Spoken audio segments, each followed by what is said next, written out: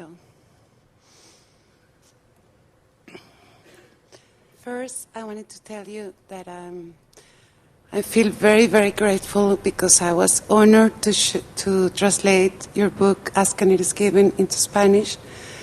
And I really felt your words whispering on my ears when I couldn't find the right words. When Jerry and Esther heard that you were the one who was translating the book, they were thrilled. Jerry said, "So nice to have someone doing it who knows the heart of Abraham." Thank you. Thank you.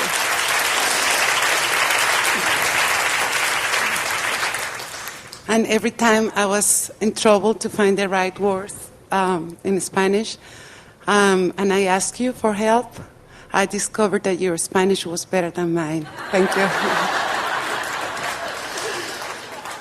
And you also discovered that you are a translator on more than one level. Yeah. Thank you.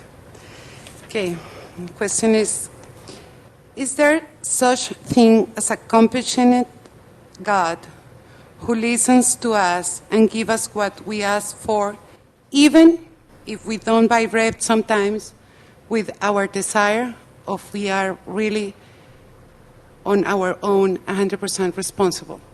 In other words, do we have to be happy in order to be happy to begin with? Or can we ask for help when we can't find a thought that makes us feel better?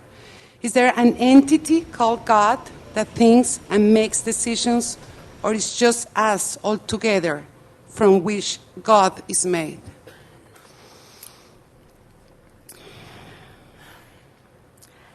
Well, that which man calls God is very different from man's image of God, because God has made man, but man is now remaking God in man's image. In other words, man forms a perspective of something and then tries to make everything fit into that, and there is tremendous distortion in that process. You are accurate when you feel that you are that which is God, both from your physical and your non-physical perspective. The combination of you and all of the rest of us is what God is, because God is consciousness that is expanding. Sometimes humans feel unsettled about that, because there are so many who have been happier seeing God as just an exaggerated version of man, someone very much like man, but just bigger and hopefully smarter, and with all of the answers.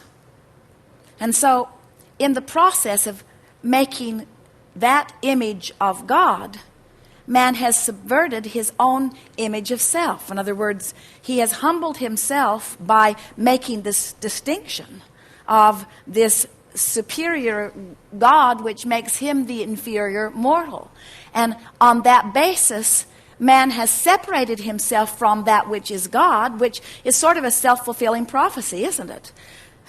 People have said to us in gatherings like this, "Abraham, you have disrupted my image of God." Some have even said, "Abraham, you do not talk of God much, and I want to know why that is." And we said, "We don't talk of anything other than what you call God." In other words, we are that energy. You are that energy. We are all in this together, but we certainly acknowledge that it is not easy to see the big picture from the physical format, but it is easier and easier to feel the big picture from the physical format. In other words, when you, through your appreciation of another or of a flower, find a vibration that puts you in alignment with that which is source energy, so that you are that energy, when there is no separation between the energy that is God and who you are in that moment, then you have knowledge of that. In other words, under those conditions, you don't question so much. usually when people are questioning their relationship with God, it's when they have gotten themselves into a vibrational quagmire where they are far vibrationally from the energy that is that. And it's so interesting. Do you know the majority of prayers that are offered from physical humans is from a place of utter disconnection of that which they are hoping to receive? And so man, in his effort to pray and receive guidance, actually enhances his separation between who he really is and the God that he is reaching for. Jerry and Esther have a dear, dear friend who is a minister, has been a minister of more than one church, different denominations, and says to his congregation on a rather regular basis, I used to pray for God, but he was always out to lunch. And we say, you must be in vibrational alignment before you know that which you are reaching for. And when you are in vibrational alignment, the lack of separation is something that you know viscerally, you know vibrationally, not so much intellectually. And then, of course, to be in sync with that energy and feel infinite intelligence pouring through you. In time, you have all answers to all questions. And the first question we want you to ask is, who am I? And our answer is, you are God.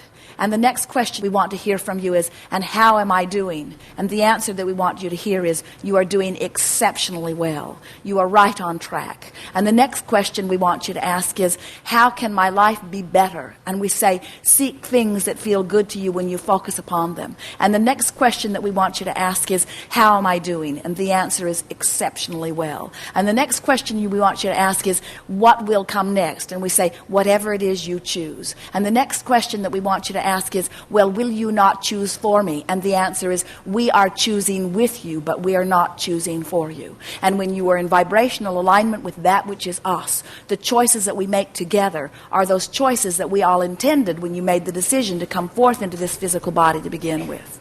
It's closing the gap, solving the separation, becoming one with who you are in your joyous endeavor, and then being the God in physical form that is natural to you. You have glimpses of that as you were translating that book. You were in vibrational alignment with that. You know that power. Esther feels it as she feels us pour through her. She knows that she is in alignment with that which is source, and she revels in the feeling of ecstasy as the words fly from her. In other words, there's no question in her mind that she's in vibrational alignment with infinite intelligence, or God if you want to call it that. She can feel the power of it and the clarity of it and the goodness of it and the love of it, you see. But words don't teach. You have to have your own personal experience in order to have that knowing. And that's why every word that is uttered through Esther, that is offered from us, is a word and now translated by you to help others understand that you are the creator of your own reality. You are the God that is the creator of worlds, you see. Don't be humble and try to make yourself apart from that. Embrace it and accept it and ride that wave. Yes. Thank you. Thank you. Thank you.